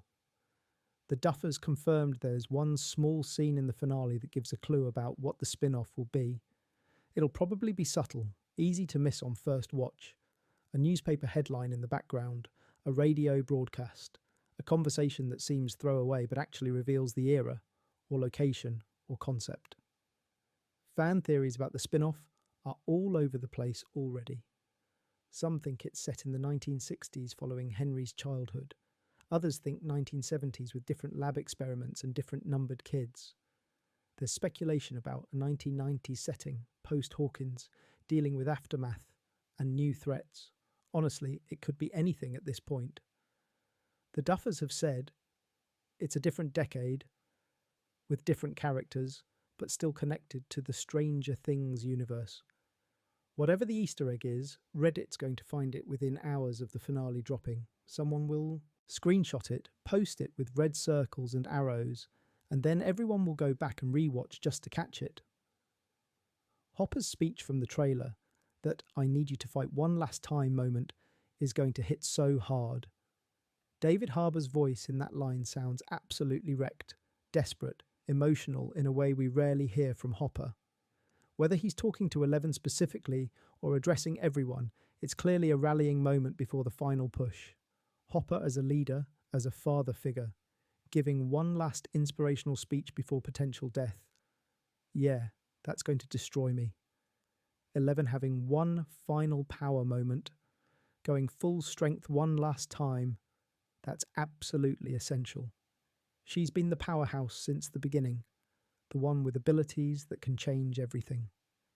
If this is truly the end of her story, she needs a moment where she surpasses everything she's done before, where she's stronger than Vecna, stronger than anyone expected, because she's not fighting for survival anymore.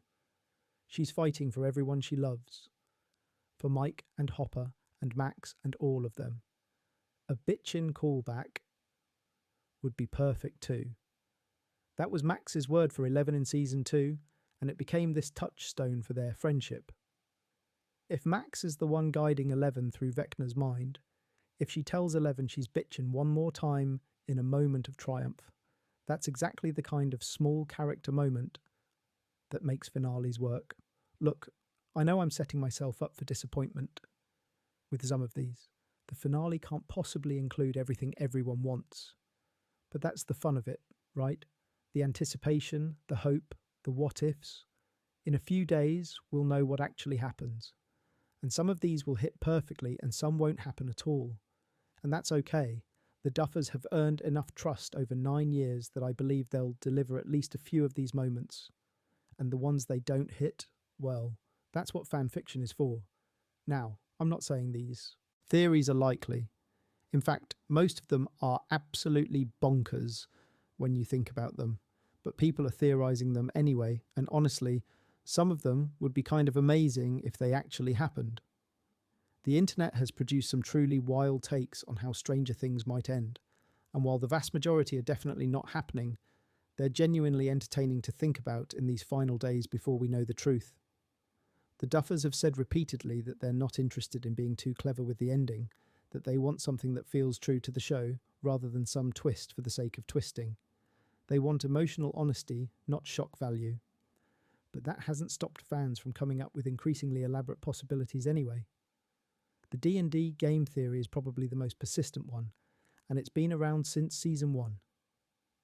The idea is that nothing we've seen is actually real. The entire series, all 5 seasons, all the trauma and death and interdimensional horror, it's all just the kids playing Dungeons and Dragons in Mike's basement. The Upside Down is their campaign setting.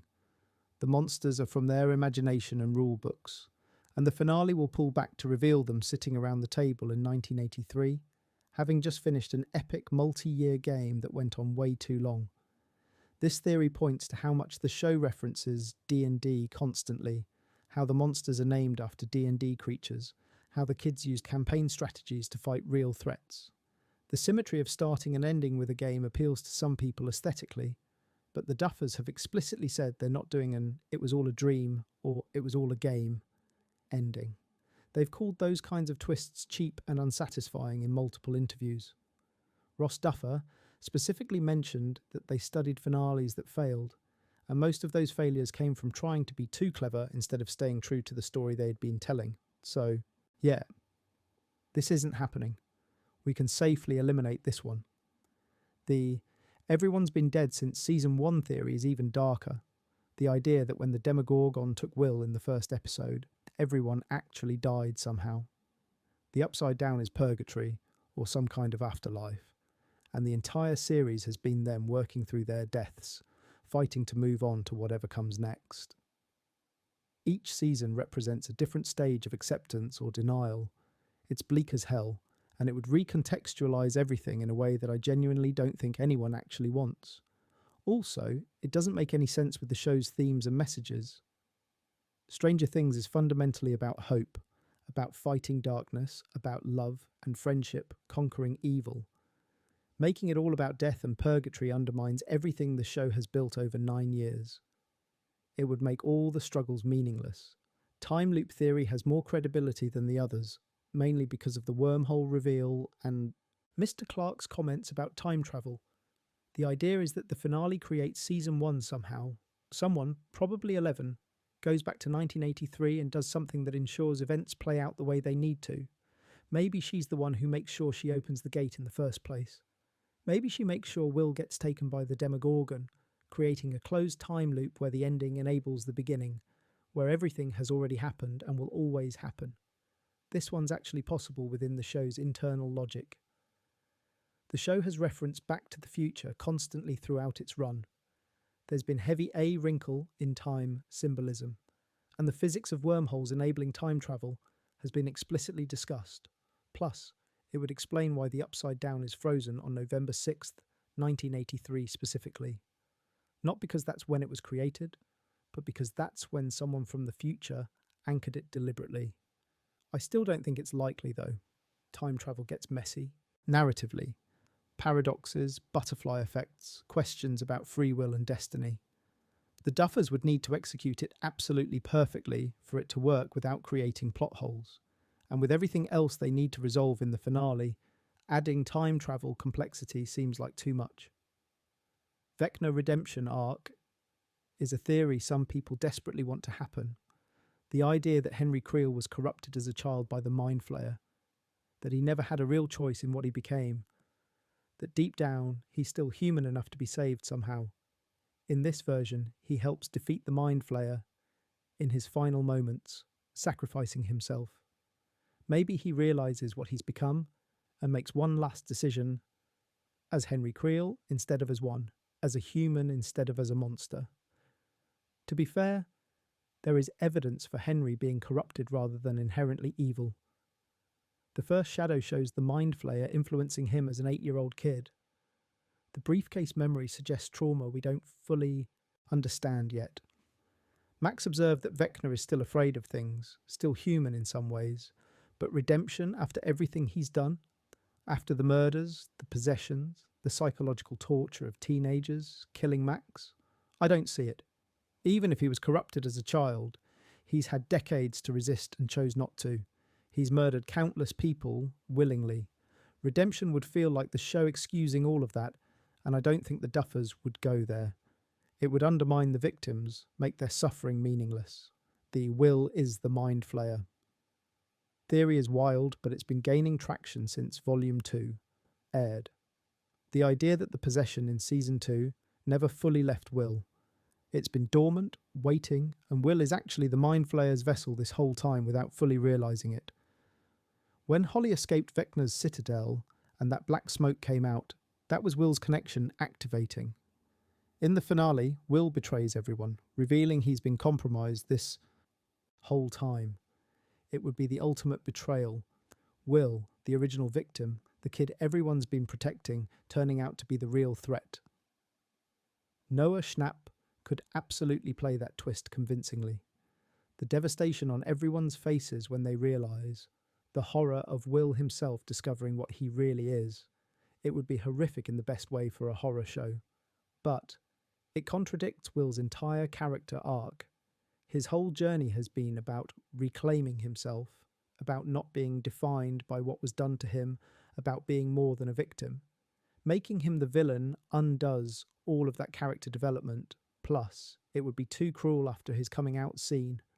The show finally letting Will be himself, accept himself, and then immediately making him evil? No, that's not happening. There's a theory that everyone gets powers from prolonged exposure to the upside down. The whole party develops abilities eventually. Mike gets telekinesis, Lucas gets enhanced perception or reflexes. Dustin gets technopathy or superintelligence. They all become superpowered and fight alongside Eleven as equals, as a team of heroes instead of one hero and her support crew. It's pure wish fulfillment, basically. Fans wanting their favourite characters to be special in that specific way. And while it would be cool in a comic book sense, it doesn't fit Stranger Things at all.